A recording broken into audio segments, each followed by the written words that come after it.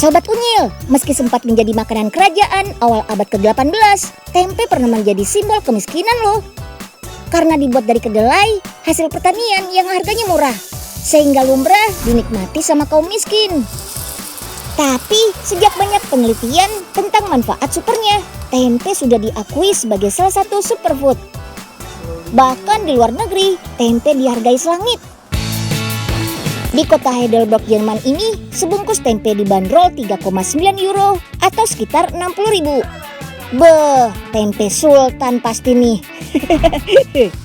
Tempe atau tempe ala Jerman ini dibuat menggunakan 3 jenis kacang, yaitu kedelai, kacang hitam, dan kacang chickpea alias garbanzo. Semua bahan baku ini berasal dari luar Jerman. Proses membuat tempenya sama aja sih kayak tempe di Indonesia. Cuma bedanya, kulit biji kedelai tempe Jerman ini gak dibuang karena mengandung banyak nutrisi, seperti protein dan energi. Makanya biar gak menghambat proses fermentasi, biji kedelainya digiling deh. Dalam seminggu kurang lebih ada 1.500 bungkus tempe yang dibuat, baik tempe dari biji kedelai, kacang hitam, dan kacang chickpea. Uniknya nih, alih-alih digoreng aja, tempe di sini biasa dinikmati pakai orange sauce. Sausnya dibuat dari campuran jus jeruk, garam, dan cabai bubuk. Selain itu, ada hotdog dan burger tempe juga loh, yummy. Gak heran deh kenapa zaman now banyak yang demen sama tempe. Harganya murah, nutrisinya kaya, dan bisa diolah jadi aneka makanan yang asin, gurih, bahkan manis sekalipun. Mantul!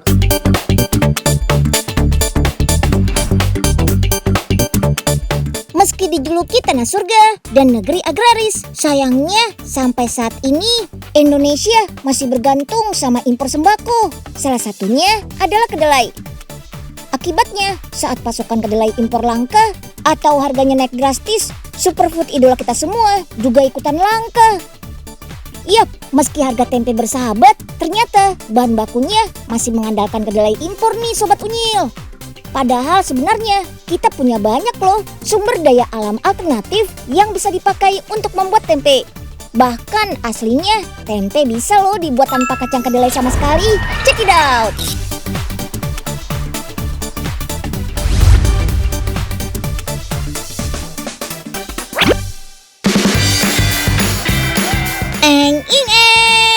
Ini dia yang sempat viral, tempe yang dibuat dari mie instan.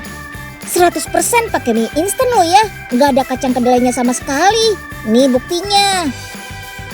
Untuk membuatnya, mie instan harus direbus dulu. Setelah matang dan dingin, baru deh bisa diberi ragi tempe. Lanjut bentuk dan bungkus pakai daun pisang. Oke, sip. Waktunya menunggu sampai 2 malam biar raginya tumbuh. Dan tada, ini dia tempe mie instannya. Bukan sulap, bukan sihir ya.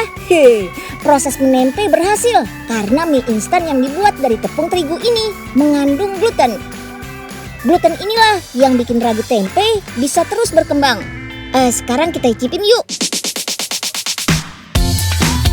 Kalau dimakan, aroma dan rasa sedikit masam khas tempe masih kerasa banget. Bedanya ada di teksturnya yang jauh lebih lembek dibanding tempe dari kacang. Yummy!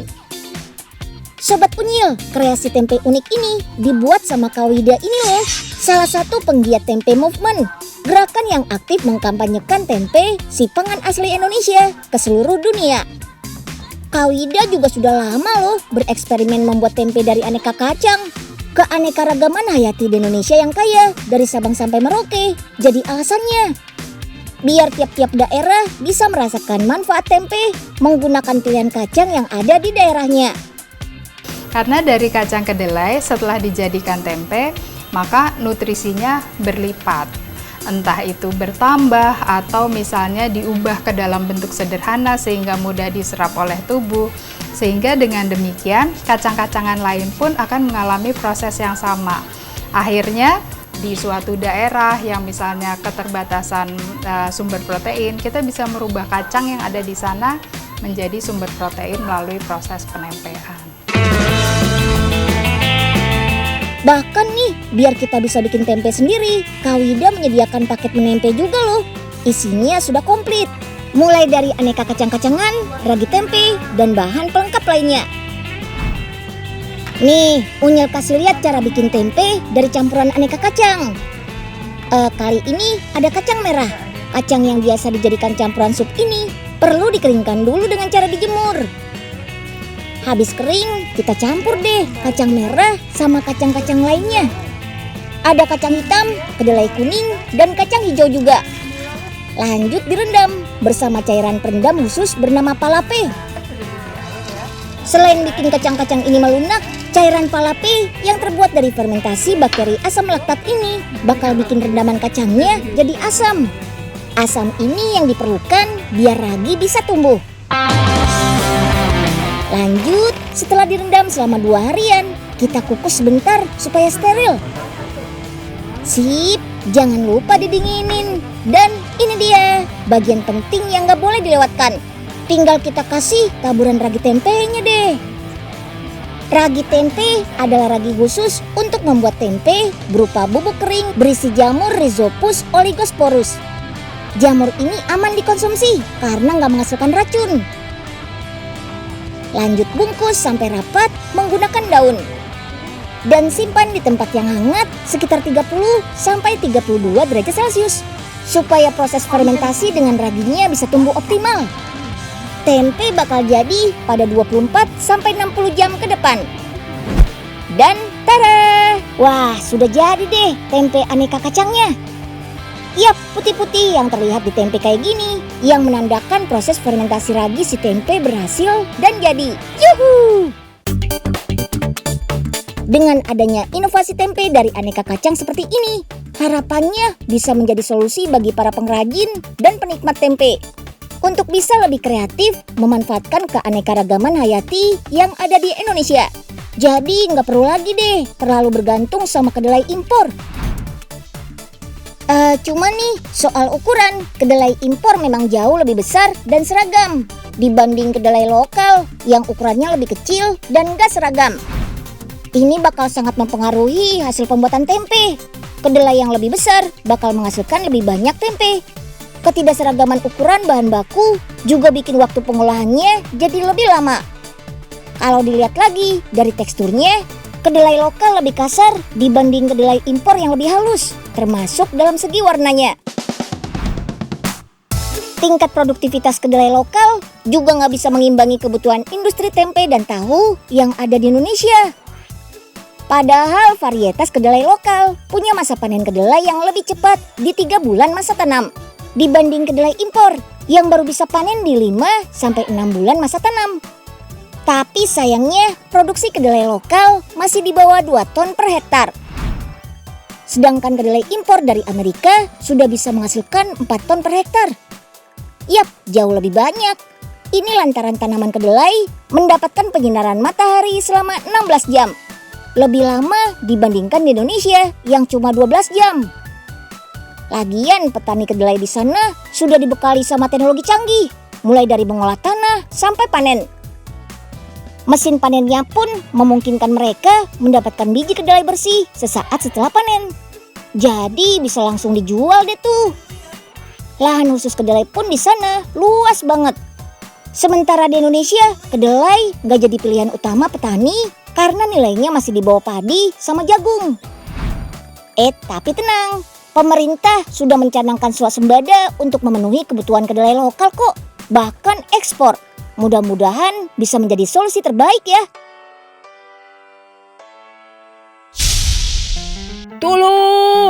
Tolongin ayah dong. Waduh, Po Ipe, kenapa? Kenapa, Po? Iya, ada apa sih, Po? Duh, tadi ayah baru dari pasar. Kok pada kagak ada yang jualan tempe ya? Wow, tenang Po Ipe.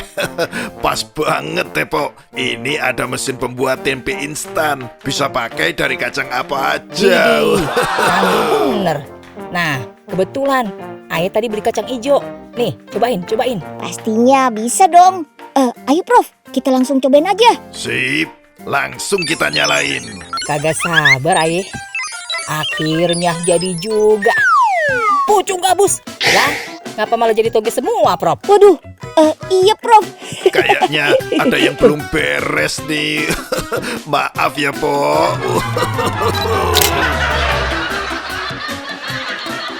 Unyil, yuk kita kemon. Yang suka manis, kemon merapat. Ada camilan aroma manis dengan inovasi beragam rasa dan kemasan yang menarik. Spesial buat menemani waktu liburnya Sobat Unyil. Ahai! Camilan legend ini dibuat dari gula asli loh. Setelah jadi karamel, baru deh bisa diberi pewarna sekaligus perasa makanan. Ada 5 rasa, coklat, frambozen, durian, melon, dan original. Biar bisa diolah jadi aroma manis, karamel harus dicampur bersama adonan tepung dan minyak. Ini biar adonan karamelnya gak cepat mengeras. Dan adonan gula bisa berubah jadi untayan rambut seperti ini nih. Bikinnya sih gampang, tapi cita rasa manisnya terus terngiang sampai lintas zaman. Ada lagi nih, camilan manis berbahan dasar gula tebu asli yang bikin nagih. Cotton candy alias gulali. Jajanan manis ini sudah dikenal sejak abad 19 di Eropa. Gulali zaman now bentuknya makin beragam dan kreatif. Cara bikinnya sih tetap sama, dari gula tebu biasa yang diberi pewarna makanan dan diproses pakai mesin khusus pembuat gulali. Karena bakal dibuat karakter, tiap-tiap bagian karakter yang sudah jadi harus disusun langsung ke dalam wadah kayak gini. Soalnya gulali kan gampang nyusut dan cepat cair. Kudapan manis yang satu ini tuh gak bakal pernah kehilangan penggemar, baik di Indonesia maupun seluruh dunia. Bahkan di Amerika Serikat, setiap tanggal 7 Desember diperingati sebagai Hari Permen Kapas loh. Yap, kalau sudah berurusan sama manisnya gula, memang suka susah nolak ya. Buktinya dikenal sejak 8.000 tahun sebelum Masehi. Sampai sekarang, rasa manis gula tebu masih terus bikin ketagihan. Dan gak cuma jadi campuran makanan saja, tapi dipakai buat keperluan industri lainnya. Makanya nih, untuk memenuhi kebutuhan gula dalam negeri saja, Indonesia sampai harus mengimpor gula loh. Tahun ini, impor gula Indonesia tertinggi sepanjang sejarah. Memang butuh proses yang rumit dan panjang untuk memproduksi gula pasir Sobat Unyil. Dari sinilah sembako yang pernah dijuluki emas putih ini berasal. Yap, tanaman tebu. Setelah penanaman 1 tahun, tebu sudah bisa kita panen. Tebang tebu sampai rata dengan tanah, supaya sisa batang tebu yang masih tertanam di tanah bisa tumbuh subur lagi. Hasil panen akan diangkut dengan traktor bernama grab loader, lalu dipindahkan ke truk yang siap mengantarkannya ke pabrik pengolahan. Sebelum diolah, lakukan pengecekan sampel tebu untuk mengetahui kualitasnya. Nira yang keluar ini dicampur dengan bahan penjernih, lalu masukkan ke alat sukromat untuk cek kadar kejernihannya. Semakin tinggi kadarnya, tentu saja semakin bagus gula yang dihasilkan. Sip deh. Untuk membuat gula, puluhan ton tebu harus melewati mesin cross carrier atau mesin pembawa tebu. Mesin akan mengirim tebu-tebu ini ke mesin penggiling.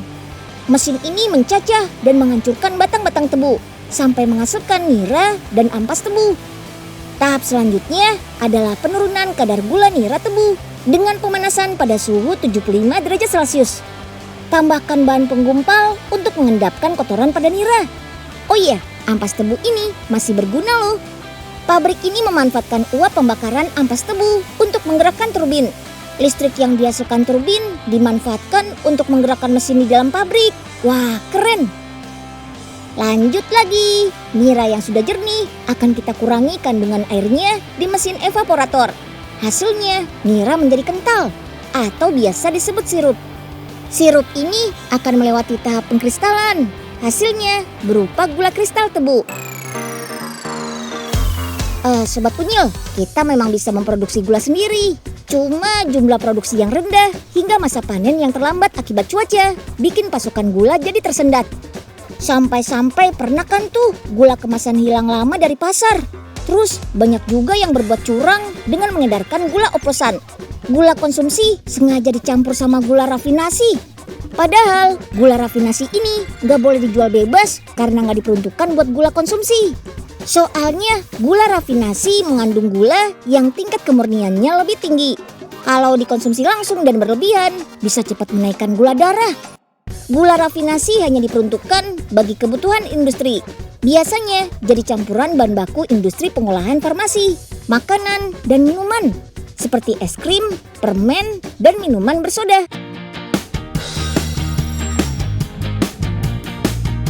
Efek bahagia yang dirasakan sesaat setelah menikmati makanan manis bikin kita candu banget menikmati gula. Cuma sayangnya saat dikonsumsi dalam jumlah berlebihan, gula bisa menimbulkan rangkaian penyakit serius seperti penyakit jantung, diabetes tipe 2, sampai kanker. Makanya ada banyak inovasi untuk mencari pemanis yang lebih sehat ketimbang gula. Seperti gula dari singkong, rasa manisnya berasal dari kandungan fruktosa atau gula buah. Dibanding glukosa yang mudah dicerna tubuh, fruktosa hanya dipecah dan dicerna oleh organ hati. Gak jadi bahan energi kayak glukosa, jadi gula darah dijamin aman deh. Gula singkong dibuat dari singkong pandemir yang sudah diolah jadi tepung tapioka. Tepung bakal diproses bersama air dan dimasak. Pemanasan ini bertujuan untuk menguraikan rantai susunan tepung. Semua dilakukan dalam tabung agar steril dan tidak terkontaminasi. Ada tahap fermentasi dengan tambahan enzim tertentu juga nih. Hasilnya berupa fruktosa atau zat gula alami pada singkong. Berdasarkan hasil laboratorium, gula singkong ini mengandung 55% fruktosa dan 45% glukosa. Gula singkong ini bisa dijadikan sirup loh. Buah-buahan akan ditambahkan untuk rasa juga pewarnanya. Ada buah stroberi, nanas, sama markisa. Haluskan dan masak buah bersama gula cair singkong. Ini biar kandungan air buahnya berkurang dan adonan sirupnya bisa menyatu sempurna. Kalau disimpan di lemari pendingin bersuhu 4 derajat Celcius, sirup gula singkong bisa tahan sampai 3 bulan. Nah, kalau sudah ketemu pemanis yang lebih sehat, stok gula pasir di rumah jangan dibuang ya. Sayang, karena selain jadi pemanis, kandungan dalam gula juga bisa dimanfaatkan buat kepentingan lain loh. Misalnya bikin bunga dalam vas kayak gini tetap segar dan gak mudah layu. Caranya tambahkan 1 liter air hangat ke dalam vas. Terus tuang 2 sendok makan gula ke dalamnya. Aduk-aduk. Lanjut tuang 2 sendok makan cuka putih dan aduk rata. Pas lagi minum minuman panas, gak sengaja bikin lidah terbakar. Tenang, biar hilang, bisa taburin gula pasir ke lidah dan diemut. Rasa manisnya ampuh untuk meredam rasa panas. Gula juga bisa dimanfaatkan jadi bahan scrub untuk perawatan kulit loh. Butiran kristal gula bisa membantu mengangkat kulit mati dan bikin kulit tambah halus deh. Caranya tambahkan jus lemon dan madu ke dalam gula. Lalu gosok-gosok perlahan ke bagian wajah dan bilas sampai bersih deh. Terakhir, yang gak kalah kerennya, gula juga bisa bikin proses penyembuhan luka lebih cepat. Yap, gula mampu menarik air dari luka. Komponen yang sangat dibutuhkan bakteri untuk bertahan hidup. Jadi, karena bakteri gak bisa berkembang, lukanya pun jadi cepat kering dan sembuh deh. Pemanfaatan gula sebagai obat ini sudah dilakukan sejak abad ke-9 di Irak. Gula dikombinasikan dengan buah dan rempah jadi obat.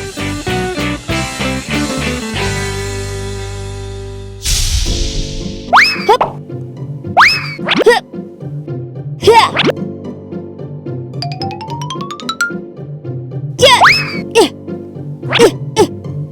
Aduh, ya, maaf ya Kak, maaf. Aduh. Loh, ternyata kamu, Nyil. Wah, ya ketahuan deh. Lah, buat apa Nyil camilan manis sebanyak ini? Awas jangan kebanyakan ya, Nyil. Loh, gula itu kan bagus buat tubuh kita, Kak. Bisa bikin kita lebih berenergi. Betul, Nyil. Cuma konsumsi gula nggak boleh berlebihan. Ada peraturannya kok, Nyil. Di Permenkes nomor 30 tahun 2013, anjuran konsumsi gula per orang dalam sehari adalah 10% dari total energi atau sebesar 200 kalori. Ini setara dengan 4 sendok makan gula dalam sehari. Ya, tapi kan susah, Kak, buat tahu berapa banyak kandungan gulanya. Makanya, biar aman, kalau abis makan yang manis-manis, Ingat, langsung perbanyak juga makanan kaya serat dan protein, kaya sayur dan telur. Kalau nggak mau ribet, bisa kok minum teh hijau setelah makan yang manis. Yang paling gampangnya lagi, tinggal perbanyak aja minum air putih setelah makan yang manis-manis ya. Wah, oke deh Kak. Mulai sekarang Unyil harus lebih hati-hati deh sama makanan manis. Betul, Nyil. Dan yang pasti, jangan lupa... Waduh, Yuk, kita kemon. Oke deh, itu dia info terakhir dari Unyil. Kita berdoa ya, semoga kedepannya Indonesia bisa lebih baik lagi. Jadi, sudah nggak bergantung lagi sama sembako impor. Biar petani dan penikmatnya sama-sama makmur. Amin. Sampai jumpa besok.